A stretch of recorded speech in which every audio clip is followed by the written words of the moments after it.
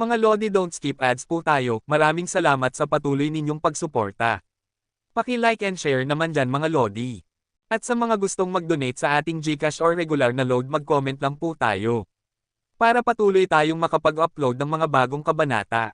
Marami pong salamat. Subaybayan natin ang kwento ng isang kabataang nangarap para sa kanyang mga mahal sa buhay. Mula sa pinakamahina tungo sa pinakamalakas. Alamin natin ang kwento ng kanyang buhay. Kabanata 1331 hanggang Kabanata 1340.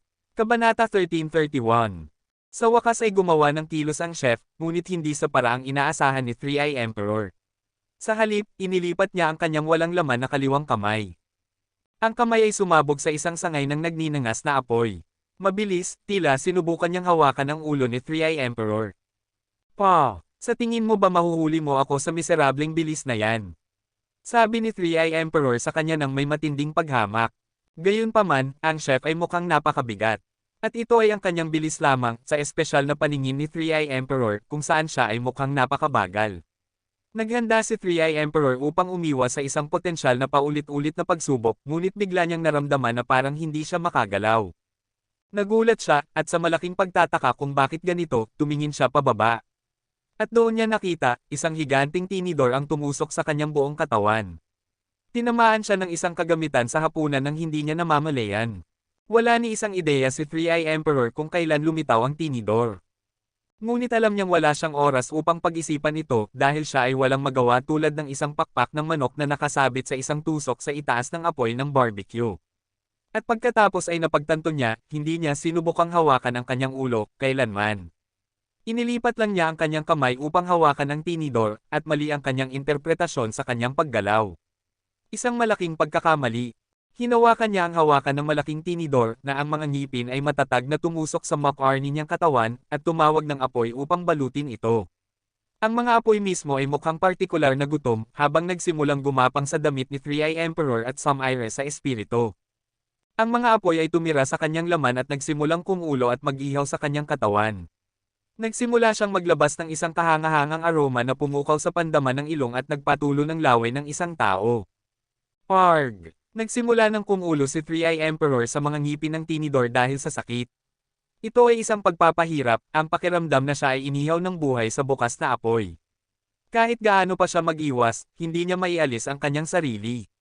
Ang tanging magagawa niya ay ang paghampas ng kanyang sibat, sinusubukang hampasin ang demonyong chef. Pagkatapos, narinig ang tunog ng isang gutom na dragon na umuungol. Bago pa siya makasagot at makita kung saan ito nanggaling, ang kanyang ulo ay agad na sinalakay ng isang kutsara ng ice cream.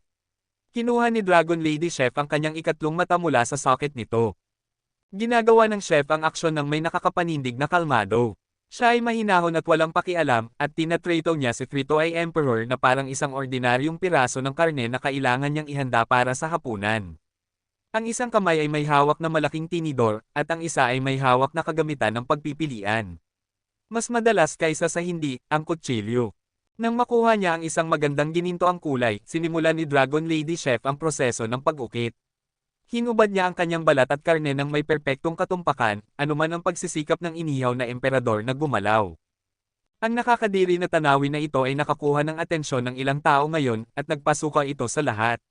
Nakakatakot itong makita, at gayon pa man si Dragon Lady Chef ay hindi man lang kumurap kahit isang beses sa buong proseso. Para sa ilang nakakapanindig na dahilan, tila ordinaryo ito para sa kanya. Pinanood ni Xi Jinping ang kanyang ginagawa at pagkatapos ay naisip ang pagkain na madalas niyang ihain sa kanya. Nang subukan niyang isipin ang kagalingan ng mga sangkap na ginamit niya sa nakaraang mga pagkain, gusto niyang magsuka. Gusto nito ay Emperor na wala ng iba kundi mamatay. Ang sakit ay napakasakit, at hindi na niya ito matitiis kahit isang segundo pa. Ang tanging magagawa niya ay ang pag-ikot, nalulunod sa sakit at luha. Ngunit nagpatuloy ang chef sa kanyang ginagawa, pinuputol at pinuputol ang lahat ng perpektong lutong karne na kaya niya. Mukhang hindi siya titigil hanggang sa wala nang natira kundi ang kanyang mga buto. Ang kanyang mga sigaw ay tumaas ng malakas sa buong lupain, lumalakas ng lumalakas. Sa kalaunan, maririnig siya na nag-uulit sa mga lambak sa loob ng milya-milya. Ang mga espiritu ay maaaring muling mabuhay, oo, ngunit hindi naman, parang nakalimutan nila kung paano sila namatay.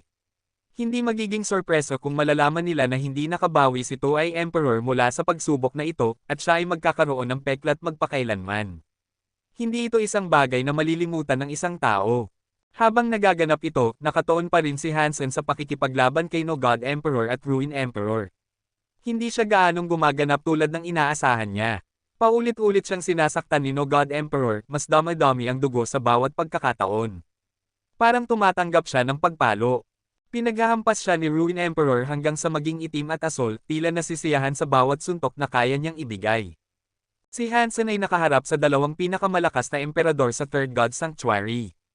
Habang siya ay perpektong may kakayahan sa pakikitungo sa kanila, sumuko siya sa pagtanggap ng lahat ng sakit na kaya nilang ibigay. Malakas ang Jadesken, ngunit hindi masisira. Kinagat ni Hansen ang kanyang ngipin upang matiis ang pagpalo, hindi niya hinayaan na maapektuhan ng sakit ang kanyang isipan. Humikbi siya, oo, tama. Talunin mo ako. Talunin mo ako tulad ng pagpalo mo sa matabang asawa mo. Gusto ito ni Hansen dahil sa nakakaakit na damdamin na natanggap niya habang nasasaktan siya. Karamihan sa mga pag-atake ay hindi nagparamdam sa kanya ng ganito, ngunit sa pamamagitan ng pagpalo na ibinigay ng dalawang malalakas na emperador, nakaramdam siya ng kapansin-pansin. Kailangan niyang makaramdam na parang mapupunit siya sa dalawa, at kinakailangan ang uri ng sakit na kaya ng No God Emperor at Ruin Emperor upang magparamdam sa kanya ng ganito. Gamit ang 10 Genlock ng Jadesken, kahit na isang emperador ay hindi siya mapapatay, sa kabila ng libreng pagpalo na inaalok niya sa kanila. Bihira ang pagkakataong makatanggap ng napakalakas na pag-atake ng paulit-ulit, at manatiling buhay at maayos. Naikot ni No God Emperor at Ruin Emperor ang iba't ibang paraan upang magparamdam kay Hansen ng sakit na gusto niyang maramdaman, at nagtuon sila sa kung ano ang pinakamasakit. At habang mabuti ito para sa kanila, hindi nila alam na ito ang gusto ni Hansen. Naniniwala ang mga tagamasid na siya ay nasa Syra at nawasak ng dalawang emperador, ngunit hindi nila alam na gusto ito ni Hansen. Pinahahalagahan niya ang bawat segundo ng sakit. Ang Dangshan Aura ni Hansen ay umabot na sa pinakamataas, ngunit hindi pa rin niya mabuksan ang kanyang ika-10 Genlock. Ngunit sa araw na ito, habang tumatanggap ng sakit na ibinigay nila, naramdaman niyang nagising ang kanyang mga selula. Mayroong aktibidad at kaguluhan sa kanyang katawan na hindi niya naramdaman sa loob ng mahabang panahon. Naisip niya na ang kanyang mga selula ay kasing liit na ng kaya nila, ngunit pagkatapos masira ang ika-10 Genlock, naging mas maliit pa ang mga ito. At ang mga nabasag na selula ay mukhang napak-espesyal, sa ilalim ng liwanag ng Dangshan Aura. Nararamdaman ni Hansen na parang ibang mundo na ngayon. Sa ganitong paraan ang Dangshan Aura, ang buong mundo ay tila kakaiba at kamangha-mangha. Parang bago. Nakita ni Hansen ang lahat sa isang ganap na naiibang liwanag. Maaari niyang obserbahan ang pinakamaliit na detalye ng pinakamaliit na bagay sa kapaligiran. Maaari niyang pag-aralan ang mga talim ng damo sa antas ng molekular. Ang paningin na meron siya ngayon ay halos nakakatakot. Wala nang nakaligtas sa kanyang atensyon, at alam niyang walang detalye ang mapapansin. Gumawa ng paghahambing si Hansen sa kanyang isipan, inihahalin tulad ito sa paningin ng isang magandang babae na nakikipagtalik sa ibang lalaki. Ang ibang mga lalaki ay makikita lamang ang hugis ng isang magandang babae, ngunit hindi lang niya nakikita ang bawat butas at kapintasan sa kanyang balat, kundi pati na rin ang bakterya na naroroon dito. Sa ganitong Dangshan Aura, ang buong mundo ay mukhang primitive. Makikita ko ang lahat. Iyon ba ang tunay na kahulugan ng Dangshan Sutra na sinusubukang ipahiwatig? Naramdaman ni Hansen na parang nakalusot siya sa isang bagay na napakaganda, at habang ito ay napakatalino, nagparamdam ito sa kanya na parang hindi na siya tao. Ang mga pag-atake ni Ruin Emperor at No God Emperor ay mukhang napakaganda kay Hansen. Ang kanilang mga katawan ay hindi na matatag. Ang kanilang mga paggalaw ay dumating kasama ang isang pag-agos ng mga kulay na tuldok sa paligid nila, na nahihirapan pang maunawaan ni Hansen ngayon. Naniniwala siyang kumakatawan sila sa kapangyarihan, o marahil ay ang amoy ng mga emperador. Sa paningin ni Hansen, naging malinaw na sila ay binuo din sa ganitong paraan. Makikita niya sila, na parang mga vector at wireframe polygon lang. Kung sisirain ko ang istruktura ng mga nilalang na ito, ano ang mangyayari? Naisip ni Hansen sa kanyang sarili habang pinagmamasdan niya sila. Kabanata 1332. Inilahad ni Hansen ang kanyang kamay patungo kay No God Emperor, na ngayon ay halos binary code lamang na binigyan ng pisikal na anyo at hugis. Inilahad niya ang kanyang kamay at sinubukang sirain siya. Sa ika-10 Genlock ng Dangshan Sutra na bukas, lahat ay tila iba. Ang daloy ng kapangyarihan sa loob at paligid niya ay naramdaman na parang hawakan, at lahat ay nagbigay sa kanya ng isang kakaiba, ngunit kahangahangang sensasyon. Sa Dangshan Aura, ang kanyang sariling katawan ay naging isang sunod-sunod na istruktura. Ito ang nakikita niya sa kanyang sarili, maliban sa kanyang mga kamay. Bago pa mahawakan ng kanyang mga kamay si No God Emperor, ang No God Sword ng espiritu ay bumaba sa ulo ni Hansen. Itinaas ni Hansen ang kanyang kamay bilang isang hadlang upang salagin ang espada. Ang No God Sword ay mukhang isang sunod-sunod na istruktura din sa kanyang mga mata ngayon, ngunit isa na naiiba sa kanya. Ang lahat sa paligid ay may isang sunod-sunod na istruktura, ngunit ang lahat ay individual at natatangi. Ang mga pagkakasunod-sunod ay lahat ay tumatakbo ng hiwalay sa isa't isa, ngunit kapag nakita ng magkasama, tila tumatakbo sila sa perpektong pagkakaisa. Nang kumalat ang mga daliri ni Hansen at nagsara muli sa No God Sword, nagawang masira ng kanyang kamay ang isa sa mga pagkakasunod-sunod. Ang proseso, sa bagong paningin ni Hansen, ay parang pagbagsak ng domino. At nang masira ang unang pagkakasunod-sunod, mabilis na sumunod ang iba. Nakikita ng iba ang mga bagay na katulad ng dati, ngunit ang kanilang nakikita ay nagpapahanga pa rin sa kanila at nagpapatigil sa kanila sa isang bagay na napakaganda. Sa kamay ni Hansen, nakita nila na ang No God Sword ay nagiging alikabok at nagkalat sa hangin. Lahat sa paligid, kasama na sina No God Emperor at Ruin Emperor, ay tumingin sa nangyari ng may malakas na pagkagulat. Ang bawat isa ay napasinghap, hindi iniisip na posible ang ganoong bagay. Akala nila mamamatay na si Hansen sa lalong madaling panahon, sumusuko sa kanilang patuloy na pagpalo. Gayunpaman, sa kabila ng lahat ng iyon, nakita nila ang isang lalaking halos masira na bumangon mula sa abo na parang phoenix. Pinanood nila siyang hawakan ng espada ng kanyang umaatake at basagin ito. At syempre, ang No God Sword ay hindi basta-basta ordinaryong espada. Tumakbo ang mga panginginig sa kanilang mga gulugod. Si Hansen ay halos hindi makapaniwala, alinman. Naguguluhan pa rin siya sa pag-agos ng kung paano nagbago ang mga bagay, kasunod ng pagbubukas ng ika-10 gene lock. Halos nakakatakot, ang nangyayari. Ngayon alam ko kung paano nakalusot si Dang Shenzi sa vacuum, sabi ni Hansen sa kanyang sarili, habang ang kanyang sariling bibig ay napasinghap sa pagkaunawa. Sumunod si Ruin Emperor, ibinaba ang kanyang kamao patungo kay Hansen. Hinawakan ni Hansen ang kanyang kamao at sinira ang pagkakasunod-sunod na nakikita niya na halos nagwasak sa kanyang buong katawan. Ang mga bitik sa kanyang mismong anyo ay mabilis na kumalat sa kanya. Pagkatapos, na parang walang kahirap-hirap ang aksyon, lumawak at bumagsak ang mga bitik. Nagiging alikabok si Ruin Emperor tulad ng espada. Katahimikan. Kabuoang katahimikan. Lahat ay tahimik pagkatapos nito, nagpupumilit na maunawaan ang katotohanan na ang lahat ng pinakamataas na Ruin Emperor ay napatay sa pamamagitan ng isang suntok. At ang suntok na iyon ay napakasakit, ang espiritu ay nagiging alikabok na halos wala na. Tapos na ang lahat. Alam na ngayon ng mga espiritu na walang pag-asa para sa kanila na manatili doon, kaya nagsimulang tumakas silang lahat. Nagmamadali silang bumalik sa kung saan man sila nanggaling. Nang mamatay si Ruin Emperor, nakuha rin pabalik ni Hansen at ng kanyang mga kasama ang kanilang orihinal na kapangyarihan. Tumingin si No God Emperor kay Hansen ng may mukha na walang kulay. Nais din niyang tumakas, tulad ng ginawa niya noon. Sinubukan ni No God Emperor na mag-teleport palayo, ngunit mas mabilis si Hansen. Ginamit niya ang Ghost Slash. Imposible. Si No God Emperor mismo ay nagdusa ng parehong kapalaran, nagiging alikabok tulad ng kanyang espada at Ruin Emperor. Ang mga kasama ni Hansen ay hindi sumugod tulad ng inaasahan sa pagbabalik ng kanilang mga kakayahan. Sa halip na natiling tahimik silang lahat parang mga estatwa. Tumingin sila kay Hansen na parang isang halimaw, hindi ang kanilang malakas at matuwid na pinuno tulad ng matagal na niyang naging. At sa kalaunan, napunta ang kanilang mga mata sa mga kamay ni Hansen. Para sa kanila, sila ay mga magic hands. Sa pagtakas ng lahat ng mga espiritu, inaasahan nilang habulin ang mga espiritu na kaya nilang habulin. Ngunit napakalaki at nakakagulat ng ginawa ni Hansen, nakalimutan nilang habulin sila. Lubos na nakalimutan ito ni Moment Queen. Ano ba ang kapangyarihang iyon sa mga santuwaryo? Tanong ni Flower Empress kay East Empress. Sina Ruin Emperor at No God Emperor ang pinakamalakas na mga espiritu sa santuwaryo, at sa kabila ng paghaharap sa kanilang dalawa ng sabay-sabay, nagawang patayin ni Hansen ang kanilang dalawa sa isang suntok. Talaga, hindi ko alam. Sa kauna-unahang pagkakataon sa mahabang panahon, hindi ko alam. Si East Empress ay talagang natakot habang nagsasalita siya, at nanginginig ang kanyang mga labi upang bigkasan ang kanyang sagot. Pagkatapos ay natagpuan ni Heavenly Empress na kailangang itanong ang halatang tanong. May espiritu bang makakatalo sa kanya?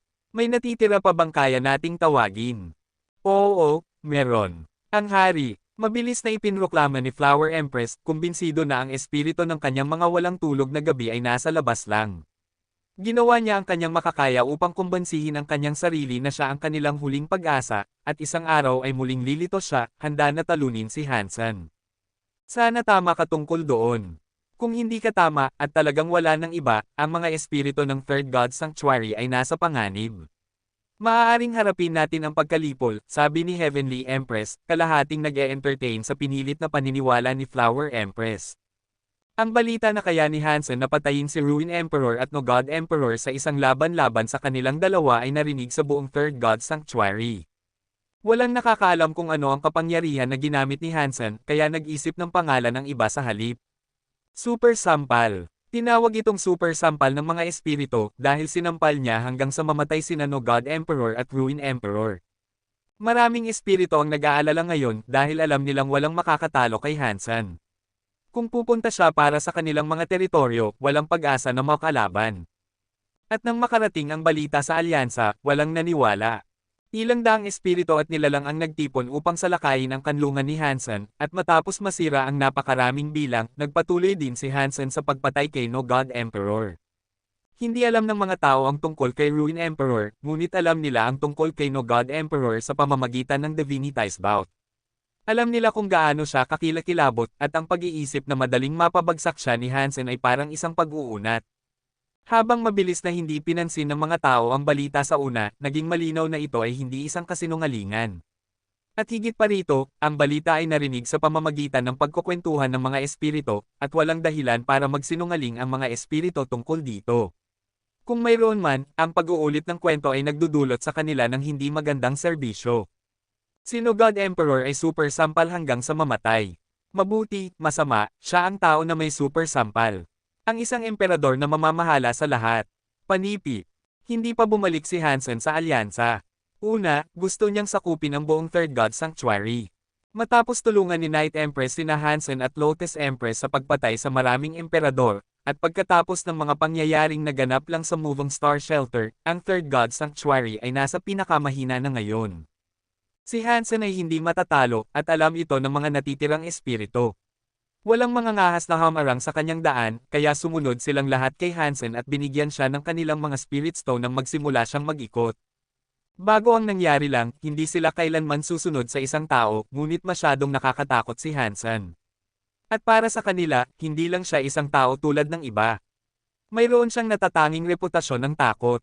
Ang mga lugar na hindi pa kontrolado ni Hansen ay nagtalakayan kung paano sila maaaring lumaban at maghimagsik, ngunit palihim na alam nilang walang saysay. Nagpahinga si Hansen pagkatapos ng ilang sandali at nagpunta sa base ng espiritu bilang isang Super King Spirit. Matagal na rin mula nang huling gampanan niya ang papel ng hari. Kabanata 1333. Sa loob ng ikasyam na base ng espiritu, ilang espiritu ang nag-uusap sa isa't isa. Six Arm? Narinig mo ba ang tungkol sa tao at sa kanyang super sampal? Ano ba ang isang hanggal na tanong? Siyempre narinig ko, sinira nito sina Ruin Emperor at No God Emperor. Ang tao ay patuloy na nagpapalawak ng saklaw ng kanyang teritoryo pagkatapos nito, hindi ba? Nais kong malaman kung anong mga kapangyarihan ang pinagsanay niya upang magawa ang kanyang ginawa. Narinig kong sinubukan ng ilang espiritu na labanan siya at tumanggi na sumumpa ng katapatan sa tao nang pumunta siya sa kanilang mga kanlungan. Hindi na kailangang sabihin, mabilis silang pinatay. Walang awa siya. Kung magpapatuloy ito, malapit na niyang maangkin ang buong Third God Sanctuary. Masyado kang nag-aalala, masyadong maaga. Hindi magiging kasing dali para sa kanya tulad ng iniisip niya. Tao siya, at ang mga kasama niya ay espiritu at nilalang. Mabuti ang pakikitungo niya sa kanila, ngunit kapag nag-angkin siya ng isang kanlungan, ang espiritu na dating nagmamay-ari ng lugar ay inilalagay sa isang kontrata sa isa sa kanyang malalapit na kaalyado. Walang ganoong bagay na isang hindi matatalo na kaaway, ang mga kapangyarihan ay may limitasyon. Dapat may paraan upang makalaban tayo at masira siya. Hindi pa rin sinusubukan ni na Undead Emperor at The King ang kanilang mga kamay. Hindi kailanman namamatay si Undead Emperor, at si The King ay may hindi kapani-pani walang kapangyarihan, o hindi bababa sa nagkaroon siya, noong huling nakita natin siya. Kung may 10 gene lock siyang bukas, marahil ay makakapanalo siya. Huwag kang magmadali, sigurado akong magtatagal pa bago mabuksan ni The King ang kanyang ika-10 gene lock. Pareho nating alam na si The King ay ibang-iba sa karamihan ng mga espiritu. Siya ay kaaya-aya na hindi mahuhulaan at hindi ako magugulat kung binuksan na niya ang kanyang ika-10 gene lock. Habang nag-uusap sila, isang bagong isla ang lumitaw sa base ng espiritu. Tumingin ang mga hari ng espiritu upang makita kung sino ang darating at ito ang taong kanilang pinag-uusapan lang, si Hansen. Siyempre, hindi nila siya makikilala bilang ganoon. Pinatakbo ng mga hari ng espiritu ang kanilang isla patungo kay Hansen at tinanong siya, "The King, narinig mo ba ang tungkol sa tao?" Nag-isip sandali si Hansen bago sumagot, "Well, do. Ako yun, mga Hangal." Siyempre, mas magalang siya sa kanila kaysa doon nang magsalita siya. At nais na magkaroon ng kaunting kasiyahan, ngumiti siya at sinabi sa kanila, "Kaya narito ako. Kailangan kong buksan ang aking ika-10 gene lock sa lalong madaling panahon para mapatay ko siya." Masigla ang mga espiritu nang marinig ito. Agad nilang sinabi, "Kaya mo bang talunin ang super sampal? Mayroon akong skill negation. Upang labanan at sirain ang bata, ang kailangan ko lang ay ang aking ika-10 gene lock na bukas," sabi ni Hansen. "Paano mo planong buksan ito? Hindi ka maaaring magtagal," tanong ng isang hari ng espiritu. "Kailangan kong lumaban para mabuksan ito, at kailangan ko ng lahat ng uri ng spirit geno points," nagkunwari si Hansen. "Mayroon akong water element. Maaari kitang bigyan ng mga puntong iyon para mapatay mo ang tao," alok ng isang hari ng espiritu. "Oo, kailangan ko ng ilang. Magiging kahanga-hanga kung makakatanggap ako ng ilan sa mga iyon." Natuwa si Hansen dahil niloko niya sila na parang violin. Ito mismo ang kanyang pinunta, at nahulog sila sa kanyang pain, kawit, linya, at timbang. Karaniwang mahirap mangolekta ng mga King Spirit Geno Points, at makakatanggap lamang siya ng 1 punto para sa bawat pagpatay. Dagdag pa, noong huling punta niya rito, ang mga hari ng espiritu ay may posibilidad na iwasan siya. Hindi nila gusto ang kanyang mapagmataas na saloobin, at hindi rin nila gusto ang katotohanan na palagi niyang pinapatay sila sa isang suntok. Ngayon, iniisip nilang kailangan nila siya, kaya nagbago ang kanilang mga tono. Nagsimulang magpila ang mga hari ng espiritu, isa-isa. Lahat sila ay gustong ibigay sa kanya ang kanilang mga Geno points para makalaban niya si Hansen. At ang mga handog ay hindi rin maliit. Madalas silang nagbibigay ng higit pa sa isang dakot. Ito ang ika-9 na base ng espiritu, kaya ang mga hari ng espiritu sa paligid ay madalas na may 900 Geno points. Hindi magiging mahirap para sa kanya na makuha ang bilang sa 100. "Mayroon akong Thunder Geno points. Bibigyan kita ng kasing dami ng kailangan mo, ngunit pakiusap, patayin mo ang tao." "Ako rin." Maingay ang pila dahil ang mga espiritu ay naiinip na nais na bigyan si The King ng lahat ng Geno points na kaya nilang ihandog. "Kukunin ko ang iyong Earth Geno points. Hindi na kailangan ng karagdagang apoy. Ngunit kailangan ko rin ng isang tao na tutulong sa akin na magsanay sa pakikipaglaban." Habang pinapanood ni Hansen ang kanyang King Spirit Geno Point tally na patuloy na tumataas, siya ay nagagalak. Paminsan-minsan, pumupunta si Hansen sa base ng espiritu upang mangolekta ng ilang mga puntos kung saan kaya niya at magsanay sa pakikipaglaban. Hindi pa siya natatalo dahil lubos niyang pinatay ang lahat ng kanyang mga kalaban ng may kadalian. Dahil dito, naniniwala ang mga espiritu na si The King ang magiging tao na magtatalo kay Hansen. At hindi nagtagal, ang kanyang King Spirit Geno Points ay umaabot sa pinakamataas, isa-isa, elemento pagkatapos ng elemento. Kaya na-maximize na ngayon ni Hansen ang kanyang kahusayan sa hangin, apoy, kulog, at kidlat. Hindi siya kasing epektibo sa kanila tulad ng kung siya ay isang profesional na nagsasanay sa isang elemento lamang, ngunit hindi siya dapat pagtawanan. Gayunpaman, ang dahilan kung bakit nais ni Hansen na mangolekta at pagbutihin ang kanyang mga elemental powers ng labis, ay dahil sa kanyang pagnanais na gumawa ng mga bagong, komplikadong hyper-geno arts. At iyon ang kahanga-hanga sa sangkatauhan. Si Hansen ay nasa isang maganda, masayang kalagayan, ngunit hindi ang mga espiritu sa paligid. Wala silang ideya na si Hansen ay si The King at si The King ay si Hansen. Sa una ay natakot siya na makatagpo si Sky King o ang babaeng may serpent throne, ngunit sa kabutihang palad para sa kanya, hindi sila nagpakita. Kung ginawa nila, naniniwala siyang maaari nilang ibunyag siya.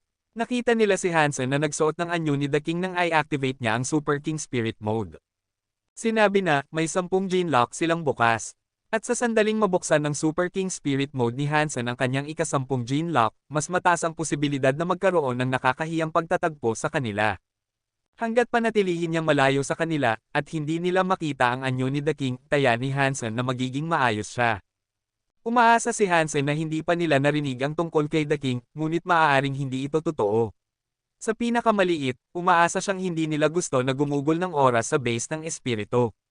Hindi niya iniisip na maniniwala sa kanila ang maraming tao kahit na sinubukan nilang ibunyag si The King bilang si Hansen. Isang pag-uunat na paniwalaan, at ito ay ang kanyang salita laban sa kanila. Dagdag pa, hindi naman parang kaya nilang hamanin siya. Na-maximize na rin niya ang kanyang mga Geno points.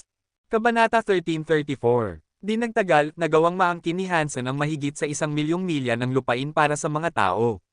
Sa kasamaang palad, halos walang tao na nasa posisyon upang pangalagaan ang mga kanlungan at lupain, kaya kailangan niyang payagan ang mga espiritu na manatiling buhay at magsilbing tagapangasiwa sa ngayon. Tama ang mga espiritu sa pag-aakalang ito. Nang matakot sila sa pananakop ni Hansen, nahulaan nila na kailangan niyang panatilihing buhay ang mga espiritu upang pangalagaan ang mga bagay. At bukod sa pagliligtas sa mga tao, hindi niya talaga makokontrol at mapamahalaan ang Third God Sanctuary. Hindi ito posible. Ang mga espiritu ay nakakakuha ng kapangyarihan sa isang disenteng, matatag na rate. Ngunit ang mga tao ay palaging mabagal sa Third God Sanctuary, at kahit na mas mahusay na ngayon ang mga bagay, matagal pa rin silang magtatagal upang makuha ang kinakailangan upang simulan ang pamamahala sa mga lupain na inangkin ni Hansen. Kasalukuyang nagpapahinga si Hansen sa isang kanlungan. Natutulog siya, ngunit ginising siya mula sa kanyang pagtulog ng pagtuklas ng isang tao na malapit. Isang tao na hindi gaanong pamilyar sa kanya ang pumasok sa kanyang pribadong hardin. Dahil sa mas mataas na pandaman ni Hansen, alam niyang ang taong iyon ay dapat na makapangyarihan kung ngayon lang siya napansin. God's Retribution. Si God's Retribution nga, isa sa 13 miyembro ng Blood Legion. Tila komportable si God's Retribution, at dahan-dahang umupo, nagsasabing, super sampal. Ha, maganda yan. Swerte lang ako. At saka, hindi ako ang nagpangalan niyan, sabi ni Hansen, hindi sigurado sa relasyon na dapat umiral sa pagitan nila. Narinig kong layunin mong sakupin ang Third God Sanctuary, sabi ni God's Retribution, na may ngiti. Well, tama ang narinig mo, sabi ni Hansen. Hindi ko gagawin yan, kung ako ikaw, sabi ni God's Retribution. Mabuti na lang at hindi ka ako. Pero sabihin mo, bakit? Tanong ni Hansen. Tumingin si God's Retribution sa pool ng tubig at sinabi sa kanya, alam ng Blood Legion ang tungkol sa Super Geno Points, at patay na patay kami sa pagpatay sa mga super nilalang mula pa noong matagal bago maging karaniwang kaalaman ang kanilang pag-iral. Hindi namin ipinagbigay alam sa sangkatauhan ang tungkol dito, alam mo ba kung bakit? Hindi nagulat si Hansen na maaari silang mangolekta ng Super Geno Points dahil sa lakas na mayroon sila. Mas malalakas sila kaysa sa karaniwang mga tao, pagkatapos ng lahat, at magiging nakakalito kung maririnig nilang sinasabi nilang hindi pa sila nakapatay ng isa noon. Gayunpaman, mausisa si Hansen tungkol sa nais niyang sabihin sa kanya ng lalaki. Kaya, sumabay siya at sinabi, hindi. Bakit? Ipinaliwanag ni God's Retribution, ang mga tao ang tunay na mananakop ng lugar na ito. Sa pagdating sa mga santuwaryo, sinira ng mga tao ang balanse. Karaniwang pag-uugali ng tao, talaga, tulad ng mga parasito. Kahit na mayroong kasaganaan ng mga mapagkukunan, nilalang, at espiritu dito, unti-unti naming sinira ang balanse na itinatag sa mga kaharian na ito. Noong una, nang hindi kayang patayin ng mga tao ang mga super nilalang, masama na ang mga bagay. Matapos maging karaniwan ang pagpatay nila sa mga iyon, umakyat tayo sa isang mad-ulash na Dalesdist. Ang mga ecosystem ng mga santuwaryo ay nagdurusa. Kumunat ang noo ni Hansen at sinabi, ang mga nilalang ay maaaring magpugad at maglabas ng mas maraming sanggol, hindi ba? Alam mo ba kung gaano karaming taon ang kinakailangan upang makagawa ng isang itlog? At kung alam mo ba kung gaano karaming itlog ang nasira mula nang magsinungaling ka? 2 siglo mula ngayon ang ating tinatahak, maglalaban-laban ang mga tao para sa Super Geno Points. Tunay na nag-aalala si God's Retribution, at tila nalulungkot siyang pag-usapan ang mga bagay na ito. Pagkatapos ng mahabang pagpos at buntong hininga, nagpatuloy siya sa pagsasabi, at marami sa mga iyon ay may kinalaman sa iyo. Ikaw ay isang kahangahangang tao, dapat kong sabihin sa iyo. Ngunit binibilasan mo ang prosesong ito, isang proseso na haantong lamang sa pagkawasak. Kung patuloy mong ginagawa ang ginagawa mo, mangyayari ito ng mas mabilis kaysa sa nangyari sa unang God Sanctuary. Hindi sinabi ng Blood Legion sa sino man ng sadya. Upang maiwasan na mangyari ito.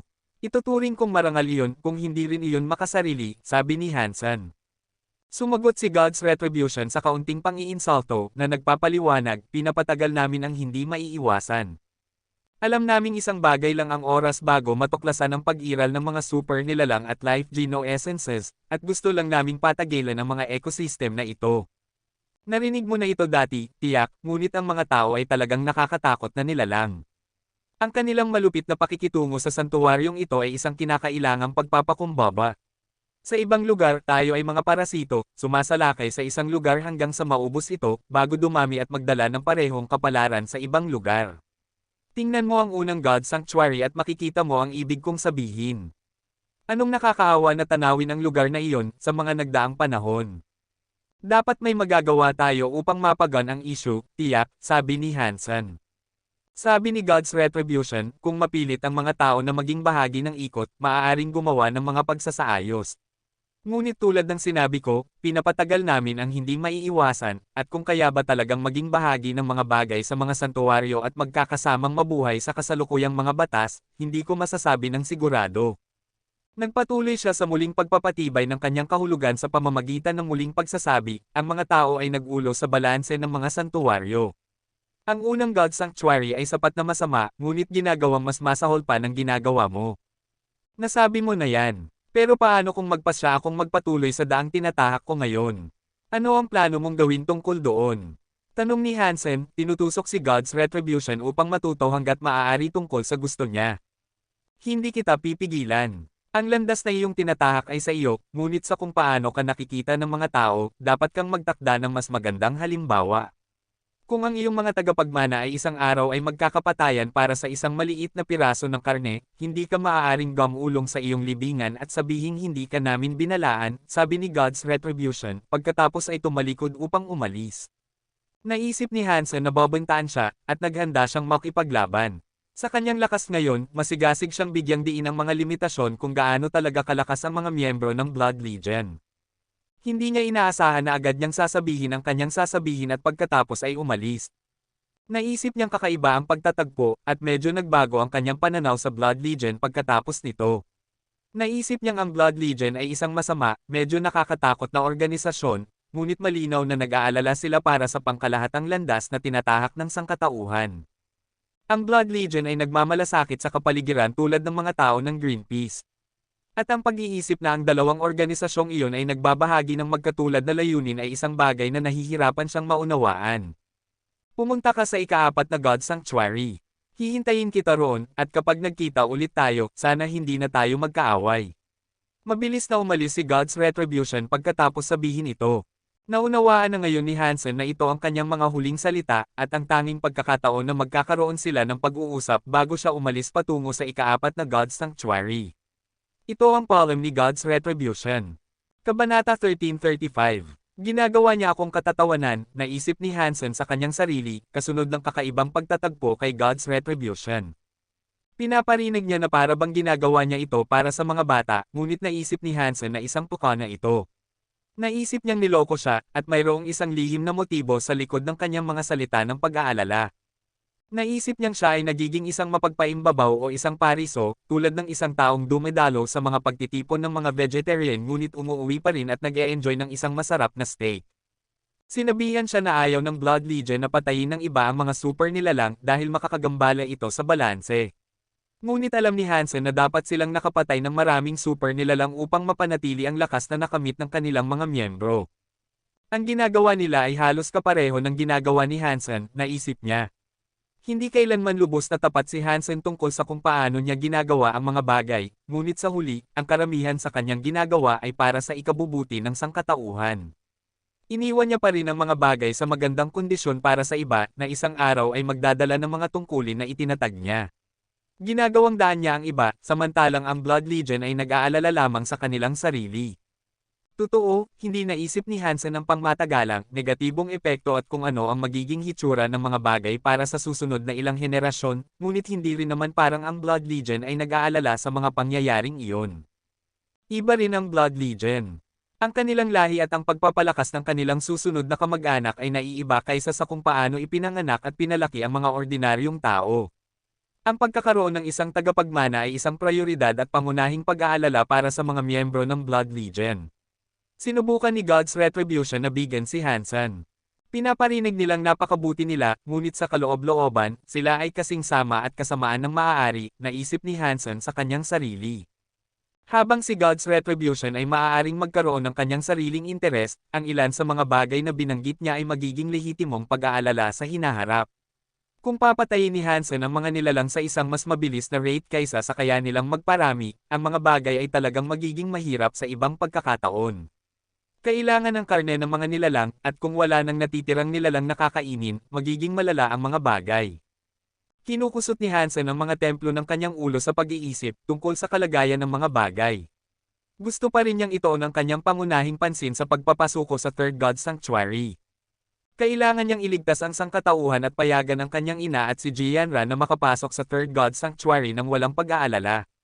Ngunit upang magawa iyon, kailangan niyang tiyakin na magagawa niya ito nang hindi papatay ng masyadong maraming lokal na populasyon. Hindi niya maaaring patayin ng maramihan ang mga nilalang ayon sa kanyang kagustuhan. Kung ang mga tao ang magiging karamihan, magiging nakababahala iyon. Talagang parang isang pananakop, ngayon na iniisip ito ni Hansen. Sa kaunting panahon na nagkaroon sila ng akses sa mga santuwaryo, marami silang nagawa. Kahit si Hansen ay handang aminin na ang mga tao ay sakam, kasama na siya. Ang ilan ay mas sakam kaysa sa iba, ngunit ito ay isang likas na katangian ng sangkatauhan na ang mga tao ay mga sakam na bagay na palaging nagnanais ng higit pa. Sa panahon ng Interstellar Era, ang lahat ay isang mapagkukunan at ang bawat mapagkukunan ay nais. At ang paggastos ng mga mapagkukunan ay palaging mas mabilis kaysa sa pagdagsa ng mga mapagkukunan. Dahil sa pagnanais na magkaroon ng mga walang kwentang bagay, mga hanggal na libangan at iba pa, maraming mapagkukunan ang nasayang. Ang mga mapagkukunang kinuha ay hindi lahat napunta sa pangmatagalang ikabubuti ng sangkatauhan. At tila nakakatawa na isipin na habang nagiging mas sibilisado ang mga tao, mas maraming basura ang malilikha. Ang sibilisasyon ay tila katumbas ng labis na paggastos na nagmumula lamang sa gastos ng mga planeta na nawasak para sa mga kinakailangang sangkap upang pakainin at panatilihing nag-aapoy ang mga apoy. Naisip ni Hansen na ang tao ay naging napamahal sa kasakiman, nakalimutan nila ang kanilang sarili at nakatagpo lamang ng mga gana. Bumalik sa alyansa, pinatay ni Hansen ang kanyang telepono at kumain kasama ang kanyang ina.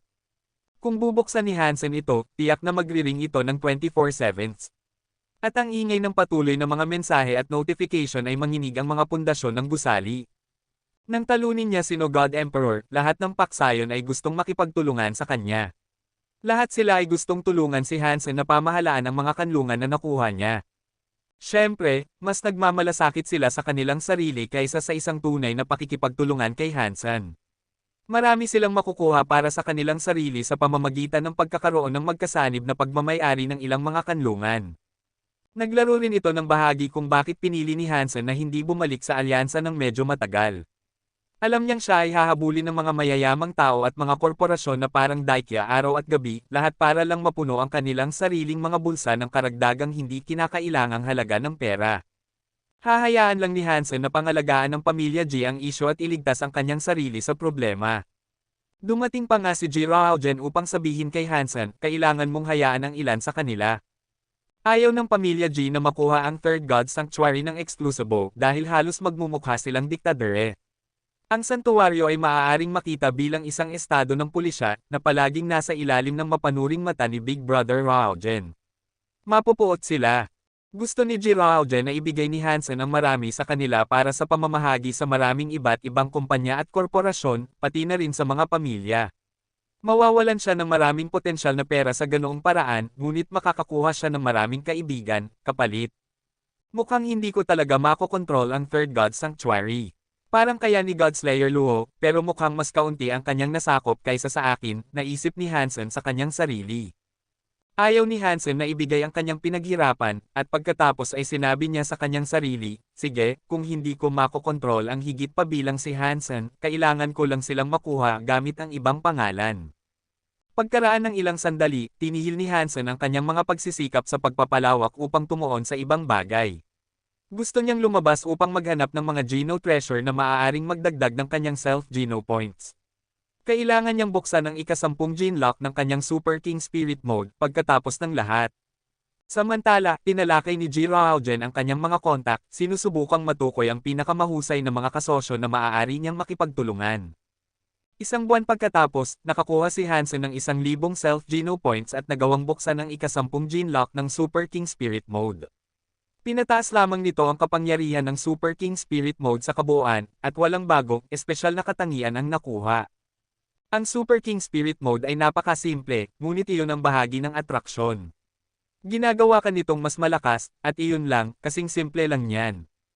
Gayunpaman, ang pinakamalaking pakinabang nito ngayon ay maaari na siyang manatili sa anyong ito magpakailanman. Wala nang nakakainis na timer na kailangan niyang sundin. Matapos buksan ang kanyang ika-10 Gene Lock, nagpasya siyang bumisita muli sa base ng espiritu. Gayunpaman, nang pumasok si Hansen, hindi niya makita ang ibang mga isla. Ipinagpalagay ni Hansen na walang gaanong mga espiritu na may 10 Gene Lock na bukas, kaya bilang resulta, walang gaanong mahahanap doon. Pinaandar ni Hansen ang kanyang isla sa paligid ng ilang sandali at sa wakas ay nakakita ng ibang espiritu. Hindi niya ipinakilala ang kanyang sarili, bagaman nakakita lamang ng isa, lumingon lang siya at umalis. Pagkatapos noon, bumalik si Hansen sa santuwaryo at bumalik sa pananakop ng mga lupain at pag-aangkin ng mga teritoryo kasama ang mga espiritu at nilalang na nasa ilalim ng kanyang trabaho. Ang balitang ito ay muling naihatid sa buong alyansa na nagpapataas ng kaguluhan ng mga tao para sa mga prospect ng tamang pag-aayos sa Third God Sanctuary. Ang mga espiritu ay lahat ay nakikipagtulungan at hindi na sila lumalaban. Sa lihim, gayunpaman, patuloy pa rin silang nagmamakaawa kay Undead Emperor na tulungan sila at talunin si Hansen. Bago ang Sky Mountain, nagsimulang manguna si Undead Emperor ng isang malaking hukbo ng mga espiritu at nilalang upang wakasan ang paghahari ni Hansen. Hansen, lalaban ka ba sa akin? Tanong ni Undead Emperor, na may tono na kasing lamig ng libingan sa taglamig. Siyempre, nagmamadaling tumakbo si Hansen patungo sa kanya, nasa ere.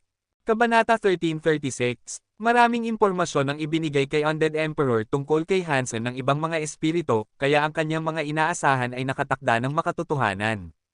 Hiniling ng mga espiritu kay Undead Emperor na tulungan silang patayin si Hansen dahil sa kanyang hindi namamatay na katawan, ngunit tulad ng dati, nagulat sila sa mga resulta. Ang dati nang itinuturing na hindi masisira na katawan ni Undead Emperor ay lubos na nawasak ng sampal ni Hansen. Nanalo rin ang sangkatauhan sa round na iyon.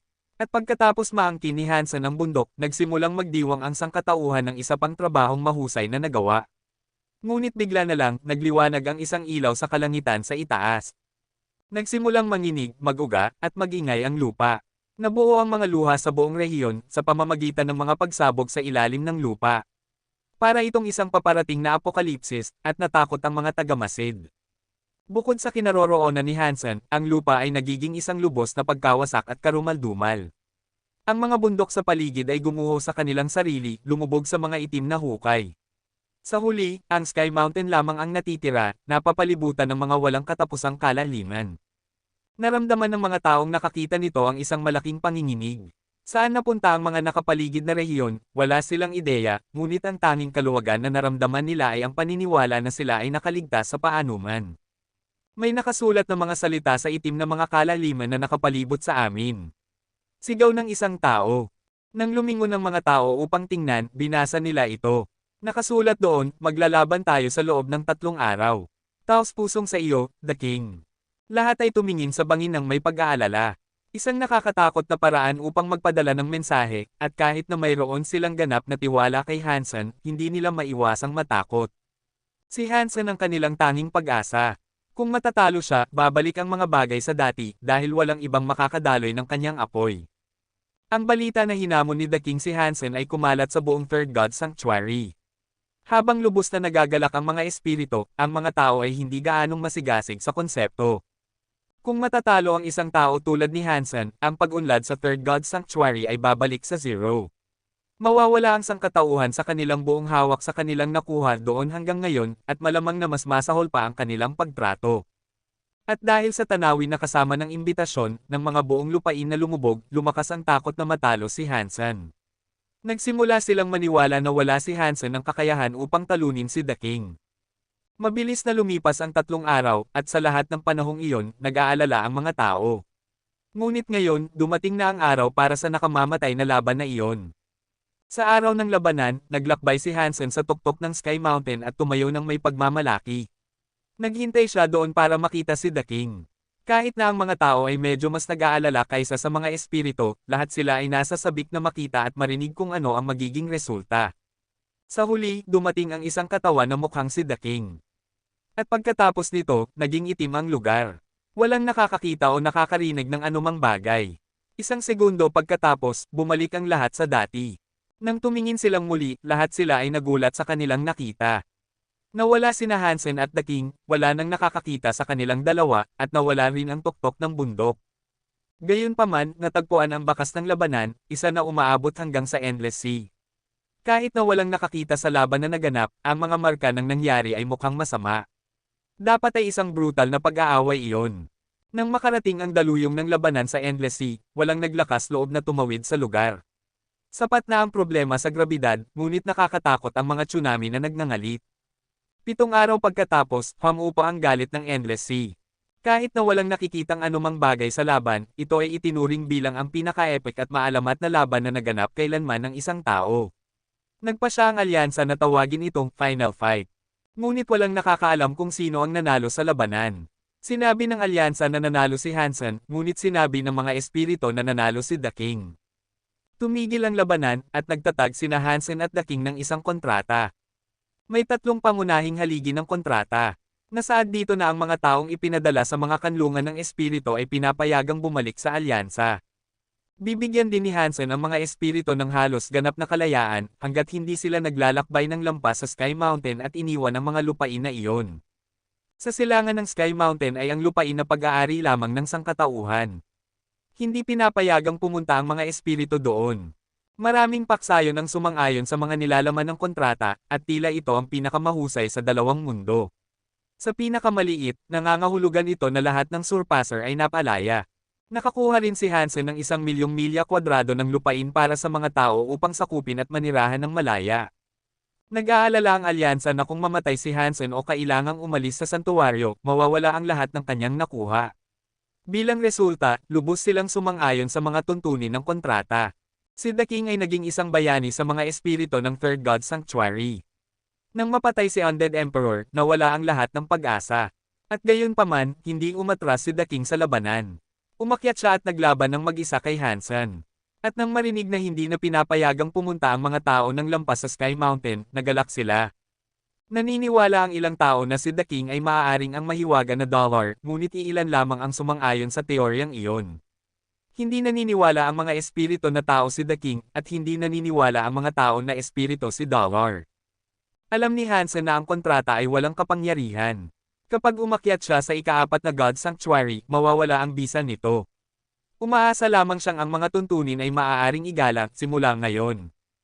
Kaya, ginamit ni Hansen ang pagkakataong ito upang dalhin sina Jianran at ang kanyang ina sa Third God Sanctuary. Ang kanyang ina ay ipinadala sa isang lugar sa lupain ng mga tao, samantalang si Jianran ay ipinadala sa isang kanlungan na pag-aari ng mga espiritu. Ngunit dahil sa mga tuntunin ng kontrata, pinapayagang bumalik si Jianran sa alyansa at ipaalam kay Hansen kung nasaan siya. Pagkatapos, nagawang pumunta si Hansen doon at dalhin siya sa isang ligtas na lugar. Binigyan ni Hansen ang dalawa ng maraming life geno essences upang bigyan sila ng isang head start. Hindi gaanong tinulungan ni Hansen ang ibang mga tao, bagaman gusto niyang maging malakas sila sa kanilang sarili dahil iyon ang tunay na lakas na kanilang makukuha.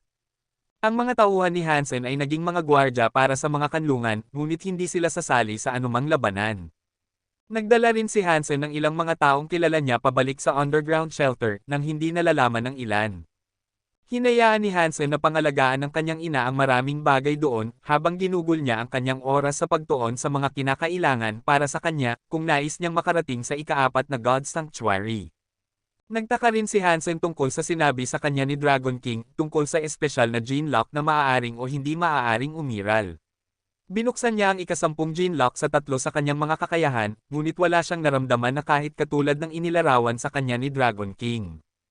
Gusto ni Hansen na alamin ito bago umakyat, na nakahanay sa pagnanais ng alyansa na manatili siya ng ilang sandali. Nang bumalik si Hansen sa bahay, nakatanggap siya ng isang liham. Lubos niyang ikinagulat na ito ay isinulat gamit ang isang tunay na panulat. Binuksan ni Hansen ang sobra, at pagkatapos nito, nagsimula siyang manginig. Kabanata 1337. Kinilala ni Hansen ang sulat kamay ng kanyang ama dahil sa napakaraming dokumento ng pamilya at mga ari-arian na kanyang nakolekta at binasa sa loob ng maraming taon. Ang liham na natanggap niya ay isinulat at ipinadala ng kanyang ama, walang lugar para sa pag-aalinlangan. Madaling peking ang sulat kamay ng isang tao, ngunit ang nilalaman ay naglalaman ng impormasyon na ang kanya at ng kanyang ama lamang ang nakakaalam. At malapit sa dulo ng liham, nagbasa siya ng isang bagay na napakagulat. Nang ibigay ni Blindman kay Hansen ang kaldero, may gamot sa loob. Sinabi niyang ito ay isang regalo mula sa kanyang ama, at ang pagkain niya nito ay napakahalaga. Sinabihan siyang kainin ito bago maging isang demi-Diyos, dahil sa kakayahan nitong tulungan siyang magbukas ng isang bagay. Ang gene lock na ito ay hindi nauugnay sa karaniwang 10 gene lock, at sinabihan siyang magiging kapaki-pakinabang ito kapag sa wakas ay naging isang demi-Diyos na siya. Biglang naisip ni Hansen na may kaugnayan ito sa mystical gene lock na sinabi sa kanya ni Dragon King. Nagtapos ang liham sa isang malalim na paghingi ng tawad para sa kanyang kawalan, at kung gaano man niya kagustuhan, hindi siya makakabalik. Pagkatapos basahin ang liham, medyo nag-ulo ang isip ni Hansen. Naniniwala siyang talagang isinulat ito ng kanyang ama, ngunit hindi naman parang na-miss ni Hansen ang kanyang ama ng husto sa loob ng maraming taon. Sa tradisyon, ang lahat ng pinakamahusay na mga cowboy ay may mga problema sa ama, mga isyong kailangan nilang harapin at pagtrabahuhan, ngunit hindi kailanman nakaramdam si Hansen ng pananabik para sa kanyang ama. Natuto siyang maging napaka-independent, at nasanay na siyang mag-isa, at madalas na nag-e-enjoy sa kaliwan na dala nito. Kahit na ibinigay sa kanya ang gamot ng kanyang ama, hindi niya lang ito iinom dahil bumalik ang kanyang magulang mula sa libingan upang sabihin sa kanya.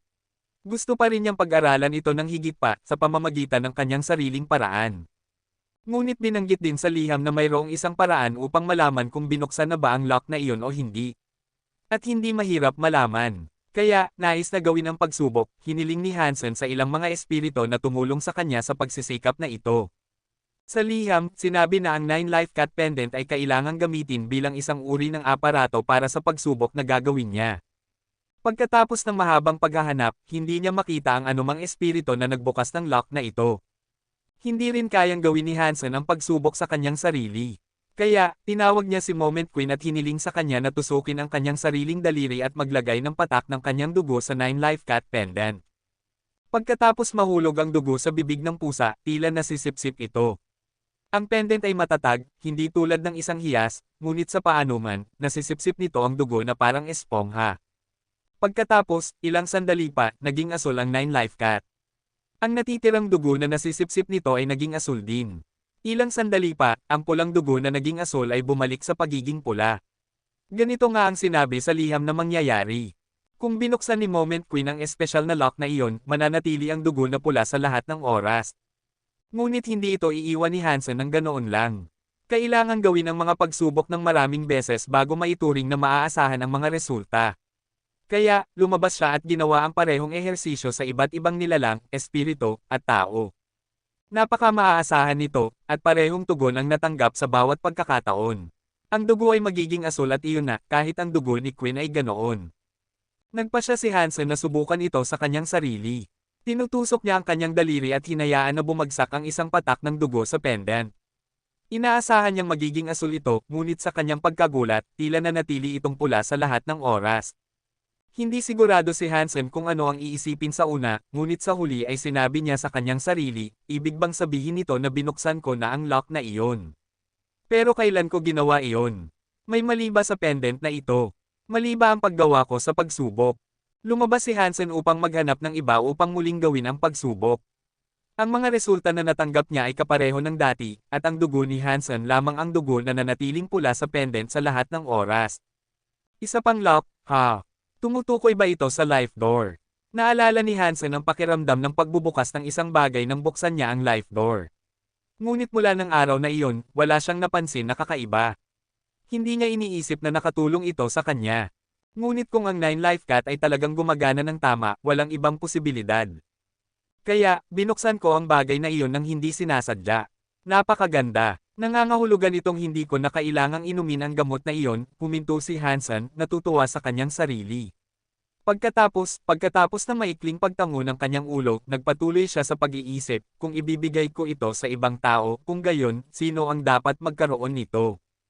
Hindi sigurado si Hansen kung ligtas ang gamot, kaya kung ito ay isang mapanganib na bagay, ayaw niyang magdulot ito ng kalungkutan sa isang taong mahal niya.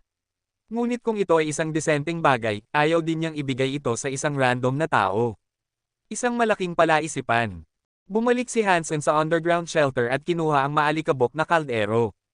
Tinawag niya sina Little Angel, Little Silver, at Thorn Queen.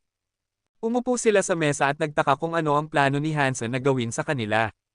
Inilagay ni Hansen ang kaldero sa gitna ng mesa at dahan-dahang ipinakita ang gamot na kanyang itinago sa loob. Kumunat ang noo ni Thorn Queen na nagpapahiwatig na wala siyang ideya kung ano iyon. Tumingin si Little Angel dito ngunit hindi nagpakita ng anumang emosyon. Marahil ay hindi siya interesado, hindi alam ni Hansen. Mukhang handa ng kainin ng Silver Fox ito, ngunit mas mabilis ang isang tao. Si Bauer ay nasa balikat ni Hansen sa oras na iyon, at sa sandaling makita niya ito, tumalon siya sa mesa at nilamon ito. Mukhang sobrang kinakabahan si Hansen, umaasang walang masamang mangyayari sa kanyang sanggol. Ngunit pagkatapos kainin ni Bauer ito, walang nangyari. Medyo nanginig siya, pero iyon lang. Sinubukan na ni Hansen ang pendant test kay Bauer kanina, ngunit naging asul ang kanyang dugo. Ilang sandali pa, nagpasya siyang kumuha ng isa pang kurot ng kanyang dugo. Sa pagkakataong ito, nang tumulo ang dugo sa pendant, nanatili itong pula. Kabanata 1338. Matagal na tinitigan ni Hansen ang kanyang 9-life cat. Kinumpirma nito sa kanya na tunay ang gamot at na sana ay nakatulong ito sa kanya na buksan ang espesyal na gene lock. Gayunpaman, ang kalikasan ng lock na iyon ay isang magkaibang tanong. Binantayan niya ng husto si Bauer kasunod nito, ngunit hindi niya napansin ang anumang pagbabago sa kanyang pag-uugali o mga kakayahan. Eksakto itong kapareho ng nangyari kay Hansen mismo kasunod ng pagbubukas niya ng life door. Masaya ako na okay ka, sabi niya sa kanya, nang may malaking ginhawa. Ayaw niyang mapahamak siya. Pagkatapos ay ginugol ni Hansen ang karamihan ng kanyang oras sa pagsasanay ng Blood Pulse Sutra. Napagpasyahan niyang maging isang demi-Diyos kapag binuksan niya ang ika-10 gene lock nito. Hindi siya nag-aalala tungkol sa kanyang kawalan sa Third God Sanctuary. Ginawa niya ang kanyang makakaya gamit ang pukana ng paggawa ng isang kontrata na nilagdaan niya at ni The King. Hindi niya iniisip na lalabag ang mga espiritu sa kontrata kapag umalis na siya. Ang teritoryo na kanyang itinatag para sa mga tao ay 1,000,000 milya kwadrado lamang kaya hindi naman ganoon kalaki. At saka, marami si Hansen na mga super nilalang at emperador na mananatili kapag wala na siya. Tutulungan nilang protektahan ang lahat ng nagawa ni Hansen, at naging halimbawa ng mga surpasser sina Queen at Qin Zuan sa panahong lumipas mula nang dumating sila sa Third God Sanctuary. Isang taon pagkatapos, sa wakas ay nagawa niyang basagin ang huling gene lock ng Blood Pulse Sutra. Nang mabuksan ang ika-10 gene lock, naging mas matigas ang kanyang katawan. Hindi ito partikular na napakatalino sa anumang individual na kakayahan, ngunit maganda na matapos na ito. Hindi niya alintana na maging hindi kapansin-pansin para sa kanyang sarili dahil ang kanyang pagnanais na i-advance ang Blood Pulse Sutra ay nagbago sa mga nagdaang taon. Ang kanyang focus dito, katulad ng mga miyembro ng Blood Legion, ay upang matiyak na ang kanyang mga tagapagmana ay magiging mas malakas. Hindi para sa kanyang sarili, ito ay para sa mga susunod na henerasyon ng kanyang lahi. At nang matapos na iyon, wala na siyang gaanong gagawin. Magiging isang demi-Diyos na siya, ngunit hindi siya nagmamadali. Sinigurado niyang gumugol ng mas maraming oras sa kanyang ina at kay Jianran pagkatapos nito. Ang ika-4 na God Sanctuary, ang mundo ng mga demi-Diyos, ay ibang-iba sa lahat ng nangyari bago. Sinabi sa kanya ni Old Man G na ito ay simula pa lamang. Natanggap ni Hansen ang karamihan sa nalalaman niya tungkol sa ika-4 na God Sanctuary mula kay Old Man G mismo. Hindi niya babaliwalay ng kaharian na kanyang papasukan. Ang ika-4 na God Sanctuary ay isang mundo pa rin ng mga nilalang at espiritu, ngunit nagsimula sila na parang mga tao doon. Nagsimula sila mula sa simula. Ang mga kanlungan doon ay lahat ay individual at hiwalay sa isa't isa. Ang bawat kanlungan ay may demigod Geno Core, at upang sakupin ang isang kanlungan, kailangang maangkin ng isang tao ang demigod Geno Core. Pagkatapos maging isang demi-Diyos ang isang tao, ang kanilang sariling demigod Geno Core ay lalakas habang mas maraming Geno Points ang kanilang nakukuha. Sa kasamaang palad para sa mga tao, kailangan na rin nilang sumunod sa mga patakaran ng mga espiritu. Kung gusto ng mga espiritu na salakayin ng isang kanlungan na pag-aari ng isang tao, maaari nilang maangkin ang demigod Geno-core ng tao tulad ng pagmamay-ari ng mga tao sa kanilang mga spirit stone sa nakaraang mga kanlungan. Ang mga demigod Geno-cores ay bumubuo ng iba't ibang uri ng kapangyarihan. Ipinagbigay alam ni Old Man G. K. Hansen na magiging mas malakas siya kaysa sa average na baguhan na demi-Diyos, ngunit siniguro rin niyang babalaan si Hansen na huwag labis na tansyahin ang kanyang mga kakayahan. Magiging mahina pa rin siya na papasok sa mundong iyon. Ang mga demi-Diyos na nilalang na may mga Geno-core ay magiging nakamamatay para sa mga tao na subukang makipaglaban. Ang mga kapangyarihan ng isang Geno-core ay ligaw at hindi mahuhulaan.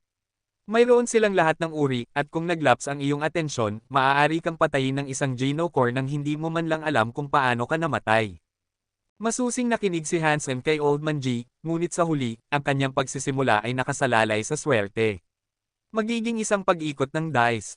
Karamihan sa mga tao ay gumagamit ng mga evolution pool upang umakyat sa isang santuwaryo, at totoo pa rin ito para sa pagpasok sa ika-4 na God Sanctuary mula sa 3rd God Sanctuary. Madaling maging isang demi-Diyos para sa mga tao.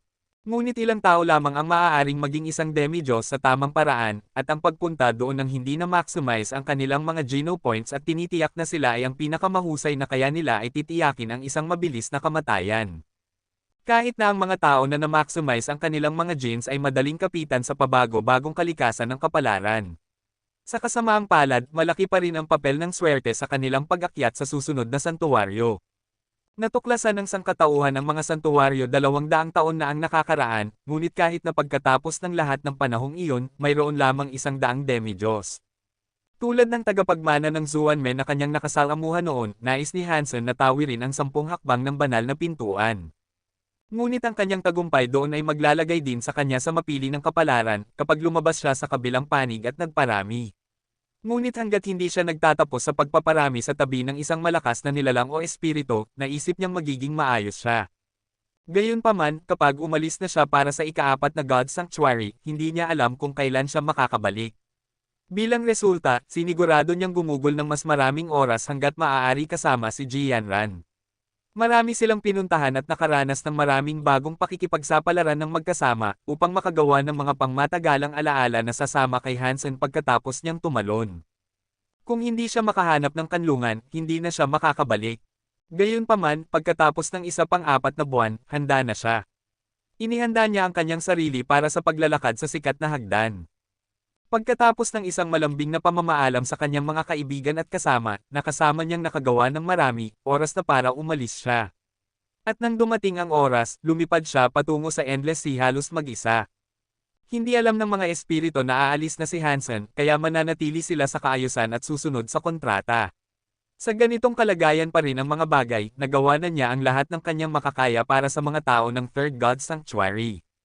Dinala ni Hansen ang Silver Fox, si Bauer, si Little Angel, at si Golden Growler.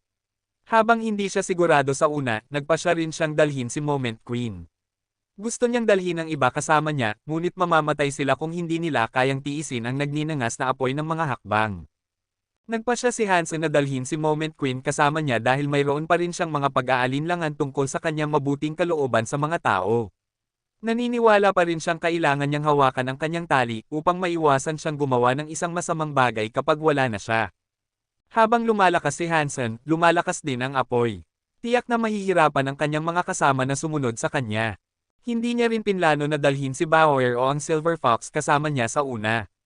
Ngunit nahulaan nila ang gagawin niya at wala siyang magagawa para alisin sila sa kanyang piling. Naisip ni Hansen na kung ang tagapagmana ng Zuanmen ay nakakadalang isang kalansay kasama niya, hindi siya magkakaroon ng masyadong problema sa pagdadala ng kanyang mga kasama na super nilalang. Sina Little Angel at Golden Growler ay mga pangunahing bahagi ng koleksyon ni Hansen. Palagi silang kasama niya, at hindi niya sila iiwan ngayon. May 10 Genlock din silang bukas. Kung isasaalang-alang ang kanilang mga kakayahan, kahit na wala na ang sentimentalidad, talagang gusto niyang dalhin sila kasama niya. Ibinigay ni Hansen ang natitirang kanyang mga kaluluwa ng hayop sa kanyang ina at kay Jianran, para magkaroon sila ng maraming disenteng kagamitan at sandata para magkaroon ng isang head start sa 3rd God Sanctuary. Inatasan din niya si Xi Jinping at ang ilan sa iba pa na bantayan ng mabuti ang dalawa, upang matiyak na walang masamang mangyayari sa kanila. Gayunpaman, dahil sa underground shelter at ang life geno essences na kanilang natanggap, tila hindi sila maaaring mabuli. Kabanata 1339. Blurg. Nahulog si Hansen sa damo, umuubo ng dugo. Si Bauer ay kasing lamig ng dati, at nang lumabas siya, ginawa niya ito nang may magandang pagbagsak sa tuktok ng ulo ni Hansen, na itinulak ang kanyang mukha sa madugong lupa. Agad na nagsimulang magsisi si Hansen na dinala niya sina Bauer, ang Silver Fox, si Little Angel, si Golden Growler, at si Moment Queen kasama niya. Hindi niya maisip kung gaano kasakit para sa kanila, upang makapigil at manatiling kalmado sa kanilang pag-akyat sa apoy. Ang mga apoy na kailangang tiisin ni Hansen ay mas matindi kaysa sa mga hinarap ni Ziang Yin at ng tagapagmana ng Zuan Men.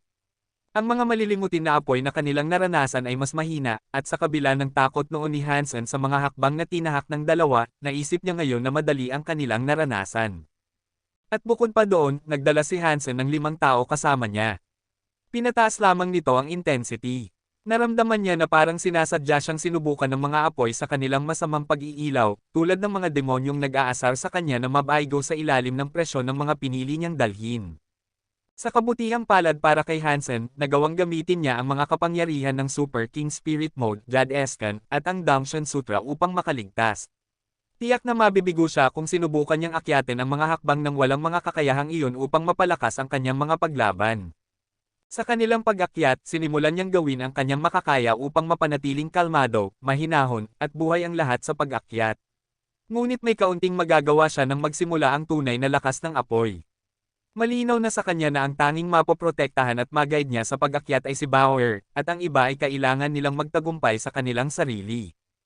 Nagawang protektahan ni Hansen si Bauer mula sa karamihan ng apoy, ngunit lubos na sinunog ng mga apoy ang Silver Fox. Nang matapos na siya, naging itlog na ito.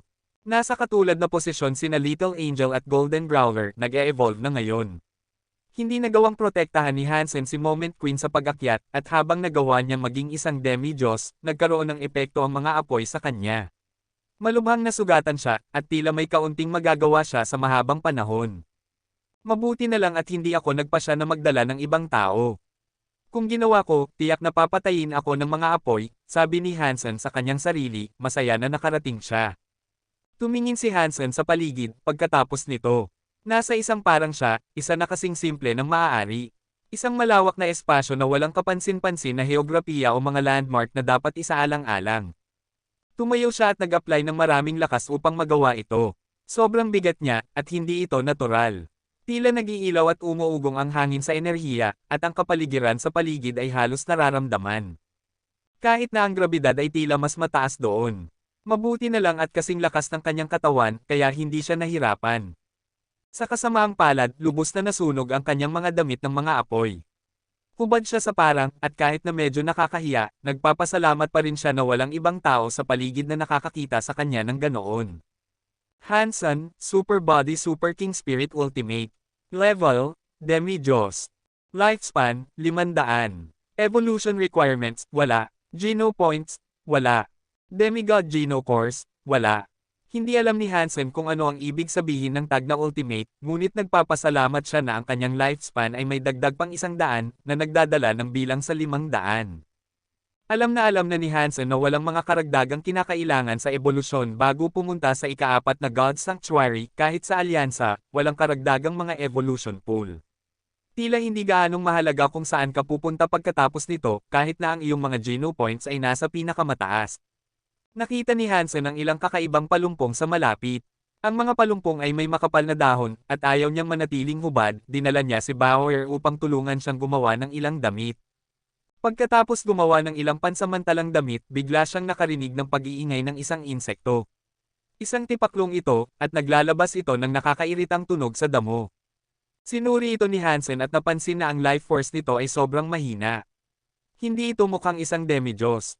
At kahit na sa una ay nagbigay ito ng impresyon na ito ay isang karaniwang insekto, patuloy itong nag-iingay, na parang nag-aasar kay Hansen. Nagpasya siyang papatayin ito gamit ang Ghost Slash, at kukunin ang kanyang sarili ng ilang mga Geno points sa simula. Ngunit bago pa siya makatakbo, nakaramdam siya ng sakit sa kanyang kanang mata. Inilipat ni Hansen ang kanyang mga kamay upang takpan ang apektadong mata, ngunit pagkatapos, isa pang matinding sakit ang nagsimulang tumago sa kanyang kaliwa. Mabilis na nagsimulang tumingin si Hansen sa paligid at sinuri ang nakapaligid na lugar para sa ibang bagay na maaaring umaatake sa kanya, ngunit wala siyang makita. Ang kawalan ng panganib na nakikita niya ay kakaiba, ngunit tiyak na sinasabi sa kanya ng kanyang tiyan na may mali. Pagkatapos ay tumakbo palayo ang tipaklong na wala sa isang lugar sa damo. Hindi na nararamdaman ni Hansen ang presensya nito, ngunit ang kanyang mga mata ay tila nasasaktan pa rin. Kaya, ginamit ni Hansen ang Dangshan Aura upang maghanap. Ngunit kakaiba, wala siyang makita. Parg! Isang nakakapanindig na sakit ang biglang tumago sa lalamunan ni Hansen, ngunit din nagtagal, kumalat ito sa kanyang tiyan. Nagsimula nang tumulo ang malamig na pawis sa kanyang mukha, na ngayon ay nakakapit dahil sa sakit na kanyang nararanasan. Nagpa siya si Hansen na gamitin ang Jad Esken, na nagbigay sa kanya ng makinang na kristal. Kasunod ng paggamit nito, maging ang lahat ng kanyang mga organo ay naging kumikinang na kristal. Nararamdaman pa rin ni Hansen ang pananakit, ngunit sapat na ang Jad Esken upang tanggihan siya sa buong karanasan ng sakit na iyon. Pagkatapos ay sinubukan ni Hansen na suriin ang kanyang sarili gamit ang 10 gene lock ng Dangshan Sutra na bukas. Matapos suriin ang kanyang sarili, napansin ni Hansen ang presensya ng isang maliit at hindi natural na bagay na naninirahan sa kanyang tiyan. Isang kulay abo na uri ng silkworm ito. Kung wala siyang Dangshan Aura, tiyak na hindi niya ito mahahanap. Ang ulo ng silkworm ay halos kapareho ng isang karayom, at ito ang tiyak na pinagmulan ng sakit na nararanasan ni Hansen. Matapos ang karagdagang pagsusuri, natuklasan ni Hansen na hindi ito isang nilalang. Sa halip, ito ang demigod Genocore ng tipaklong. Mula sa insektong ito, nagawang makita at matuto ni Hansen ang sunod-sunod na istruktura ng tipaklong. Lumabas muli mula sa pagtatago ang tipaklong, at tumingin ito kay Hansen sa pamamagitan ng mga talim ng damo. Ayaw niyang ipagsapalaran ang anumang bagay, alam ni Hansen na kailangan niyang patayin ito sa unang pagkakataon na magkaroon siya ng pagkakataon. Agad niyang ibinato ang Ghost Slash patungo dito. Ang tipaklong ay naputol sa dalawa, nang mangyari iyon, namatay ang insekto sa tiyan ni Hansen. Ordinary creature soil lotus na patay. Walang beast soul ang nakuha. Bronze Genocore na tanggap, Dust Bug. Ubusin ang laman nito upang makakuha ng 0 hanggang 10 ordinaryong Geno points ng random. Kabanata 1340. Inilagay ni Hansen ang Dust Bug sa kanyang daliri. Napakaliit ng Genocore, kailangan niya ang Dangshan Aura para lang makita ito. Dust Bug, Earth Element Bronze Genocore. Ang pagiging epektibo sa paggamit ng Genocore na ito ay mangangailangan ng isang tiyak na antas ng kasanayan sa elemento ng lupa. Bronze ang tier ng Genocore na ito. Mayroong 4 na ranggo ng mga Genocore sa kabuuan, Bronze, Silver, Gold, at Gemstone. Paminsan-minsan ay may mga bulong-bulungan tungkol sa pagkakaroon ng isang Genocore na sumusobra pa sa napakabihira at kakaibang gemstone quality Genocore. Ang mga detalye kung ano ang maaaring maging ito ay kakaunti, ngunit ang mga bulong-bulungan ay hindi kailanman namatay. At kung umiiral ang mga mystical core, pinaniniwalaan na walang tao na nagmamay-ari ng isa. Maraming Earth Element Geno points si Hansen, kaya magagamit niya ang kanyang Dangshan Sutra upang magamit ang Dust Bug. Gayunpaman, hindi ito ang Genocore ni Hansen. Ito ay pag-aari ng isang nilalang na napatay, at ngayon ay nakalock na ito sa kasalukuyang estado nito. Walang lugar para lumaki ang kapangyarihan nito. Kung mayroon si Hansen ng isang Genocore na talagang masasabi niyang kanya, ang lakas at kapangyarihan nito ay lalago ayon sa kanyang sariling katawan. Sinubukan ni Hansen na kontrolin ang insekto, at mabilis niyang naunawaan kung paano siya nasaktan kanina. Ang Dust Bug ay napakaliit, tiyak na madulas ito sa pansin ng halos lahat. Madali itong makakaputol sa katawan ng isang nilalang o tao nang hindi nakakakuha ng atensyon. Nagsisimula ring maunawaan ni Hansen kung bakit sinabi sa kanya ni Old Man G na huwag maliitin ang kahit isang nilalang na kanyang makakaharap. Ang tipaklong ay isang ordinaryong nilalang lamang, at gayunpaman nagawa nitong magdulot ng napakalaking pinsala. Higit pa rito, punarinig nito na mas mababa pa ang life force nito kaysa sa tunay na halaga. Alam niyang kailangan niyang mag-ingat, at anumang sandali ay maaaring mahanap siya ng panganib. Sa ganitong kalagayan, naunawaan niya kung bakit napakababa ng rate ng kaligtasan para sa mga tao sa ika-4 na God's Sanctuary. Hindi nakakagulat na mayroon lamang 100 tao ang kasalukuyang nakaligtas sa ika-4 na God's Sanctuary at nakakagawa ng pamumuhay na magpapahintulot sa kanila na maglakbay papunta at mula sa alyansa. Karamihan sa mga taong nakarating sa ika-4 na God's Sanctuary ay tila hindi namumuhay ng sapat na katagal upang makarating sa bahay. Laging may posibilidad na mayroong maraming tao na nakatira sa ika-4 na God's Sanctuary na hindi lang makahanap ng paraan upang bumalik sa bahay. Ngunit kahit na ganoon, tila imposible na magkaroon ng marami sa ganitong mga kalagayan. Ang pagtatangkang bumalik sa alyansa mula sa ikaapat na God Sanctuary ay nangangailangan ng parehong bagay tulad ng sa nakaraang mga santuwaryo. Kailangan nilang sakupin ang isang kanlungan o maghanap ng isa na walang nakatira. Siyempre, mas mahirap gawin iyon sa kaharian na ito kaysa sa iba. Mayroong isang nakakapanindig na mababang bilang ng mga kanlungan na pag-aari ng mga tao sa ikaapat na God Sanctuary. Kakaunti ang kanilang bilang at napakaliit ng posibilidad na makita sila. Gayunpaman, hindi pa nag-aalala si Hansen sa pagsisiguro ng kanyang paglalakbay pauwi. Sinuri niya ang nakapaligid na lugar at sinabi sa kanyang sarili na mangolekta muna ng 100 ordinaryong Geno points. Gusto niyang makakuha ng isang Geno core na masasabi niyang kanya. Natutuhan niya mula sa kanyang mga talakayan kay Old Man Gina kung nagawa niyang mangolekta ng 100 Geno points, ang kanyang katawan at kapangyarihan ay bubuo ng isa para sa kanya. Kaya, bukod sa pagtaas ng lakas, mayroong isang konkretong bonus na nag-udyok ngayon sa kanyang kagustuhan na magmadali sa pagkolekta ng 100 ordinaryong Geno points. Gusto rin niyang gawin ang mga bagay sa tamang itinatag na kaayusan. Ayaw ni Hansen na laktawan ang mga bagay at subukang gumawa ng mga shortcut tulad ng mga nagbigay sa kanya ng malaking pakinabang sa kanyang mga unang araw sa Third God Sanctuary.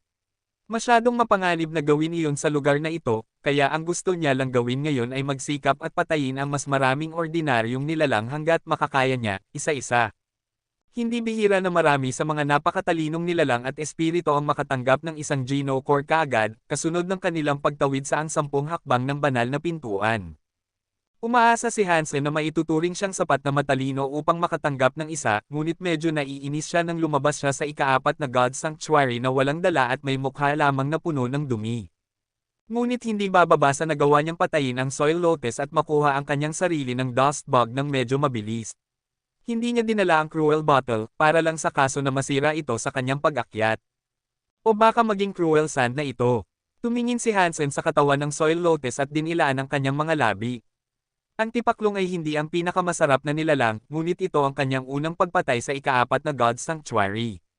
Gumawa siya ng apoy, niluto ito, at kinain ito. Hindi naman masama ang lasa. Soil Lotus ay nakain na. Ordinary Gin dagdag 1. Narinig ni Hansen na paulit-ulit na nagpe-play ang anunsyo. Sinubukan niyang magbahagi ng kaunti kay Bauer, pero ayaw niya. Kinain ni Hansen ang buong bagay, at umalis na may 8 ordinaryong Geno points. Hindi naman masama para sa kanyang unang pagkain. Tila mas malaki ang epekto ng ordinary Geno points sa kaharian ng mga demi-Diyos. Nararamdaman na niya na nagiging mas malakas siya. Kailangan kong maghanap ng isang ligtas na lugar na maaari kong pagtitripan. Dito sa labas, sa madaling makita, masyadong mapanganib para sa akin. Pagkatapos ay umalis si Hansen sa isang direksyon, umaasa na maghanap ng isang lugar na magagamit niya bilang isang lungga. Habang naglalakbay siya, patuloy niyang sinuri ang kapaligiran sa paligid niya.